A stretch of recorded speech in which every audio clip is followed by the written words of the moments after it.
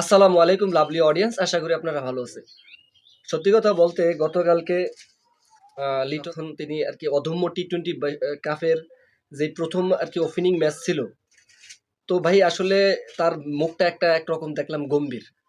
তো এই মুখ গম্ভীর নিয়ে বাংলাদেশ অদম্য টি-20 খেলা শুরু করেছে, যেহেতু এই অবসর টাইমে কি করবে, সেহেতু তিনটি দল নিয়েই দুরন্ত, আফটার দ্যাট দুর্বার। তো এই তিনটি দল নিয়ে মোটামুটি তারা একটা দল গঠন করেছে, যেহেতু বাংলাদেশের একটা তারুণ্যের যে চেতনাটা, সেই চেতনা ধারণ করে তারা এই টি-20টা খেলতে আছে। To be very honest, Bangladesh সরাসরি যে জায়গায় বিশ্বকাপ চান্স পায়, যে জায়গায় বাংলাদেশ সরাসরি চান্স পায়, যে জায়গায় দীর্ঘ 1999 সালে বাংলাদেশ একবার খেলে নেই, দেন সেকেন্ড বার 2026 এসে বয়কট করতে বাধ্য হয়েছে টি-20 বিশ্বকাপ, সেই জায়গায় অবশ্যই খারাপ লাগার বিষয়।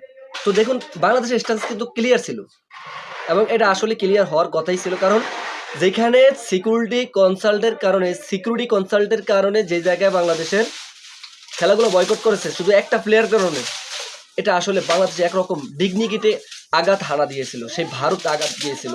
ভারত সবসময় রাজত্ব করতে চায়, ভারত আধিপত্য চালিয়ে যেতে চায়। এন্ড অফ দ্য ডে সেটা আর করার সুযোগ নাই, আর কোনো অপরচুনিটি দিবে না বাংলাদেশ। তো যাই হোক, বাংলাদেশ হয়তো টি-20 বিশ্বকাপ খেলবে না, এবং এটা তো অফিসিয়াল স্টেটমেন্ট আগে থেকেই বলেছেন, অফলাইন অনলাইন ভার্চুয়াল ভাবে, কিন্তু কোনো মতে বাংলাদেশে কনভিন্স করতে পারে নাই। তো বিগত বছরও কিন্তু এরকম হয়েছিল, নাজমুল হোসেন পাপনের আমলে কিন্তু তাকে অনেকভাবে অনেক কলা কৌশলে তাকে রাজি করাইছিল, কিন্তু আসলে আমিনুল ইসলাম বুলবুল যখন মানে নিজের চেয়ারে বসছিল, আসলে কখনো রাজি করাতেই পারেনি তাকে। তো অবশ্যই এটা বাংলাদেশের জন্য একটা মর্যাদার বিষয়, আর বাংলাদেশ পারে, সেটা আবার প্রমাণ আমরা পাইছি। তো আপকামিং টি-20 বিশ্বকাপ মানে আগামীকাল বাংলাদেশের ওপেনিং ম্যাচ ছিল সেই ওয়েস্ট ইন্ডিজের এগেনস্টে। আসলে হয়তো বাংলাদেশের আজকে এই পর্যায়ে থেকে একটু উৎফুল্ল থাকতাম বা এক্সাইটেড থাকতাম, যত হুড়জুড় থাকতো না কেন, কিন্তু আসলে সেটা এখন আর হলো না। I have nothing to say about it. So আমি মনে করি যতগুলো খেলার আপডেট আছে ধারাবাহিকভাবে আপনারা পাবেন।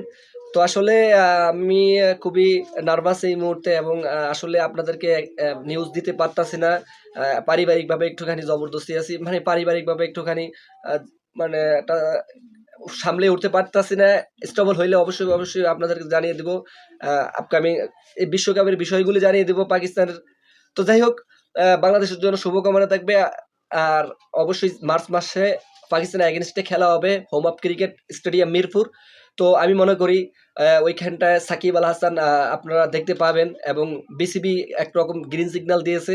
আসলে এই পর্যায়ে সাকিব আল হাসানকে দরকার, এই মুহূর্তে দরকার, কারণ ক্লান্তি লগ্নে শুধুমাত্র এই প্রোপাগান্ডা রাজনীতির কারণে এই সমস্ত ফায়দা লুঠায় এই Shakib Al Hasan as a latest player, as a allrounder player, তাকে আমরা আসলে দেখি না, রাজনীতিভাবে তাকে আমরা দেখতে চাই না, শুধুমাত্র খেলোয়াড় হিসেবে দেখতে চাই, এবং তিনি যেন বীরের বেশে দেশে ফিরে আসুক, এটা আমাদের কামনা করি। এবং আপকামিং 2027 বিশ্বকাপ মানে ওয়ানডে বিশ্বকাপ খেলা হবে, ওইখানটা যেন সাকিব আল হাসান সশরীরে আমরা দেখতে পাই, এবং কন্টিনিউয়াসলি সার্ভিস দিতে পারে বাংলাদেশের জন্য। অবশ্যই শুভকামনা থাকবে বাংলাদেশের জন্য, এবং অদম্য যেই কাপ খেলা হচ্ছে সেটার জন্য শুভকামনা থাকবে, সকল প্লেয়ারদের জন্য শুভকামনা থাকবে।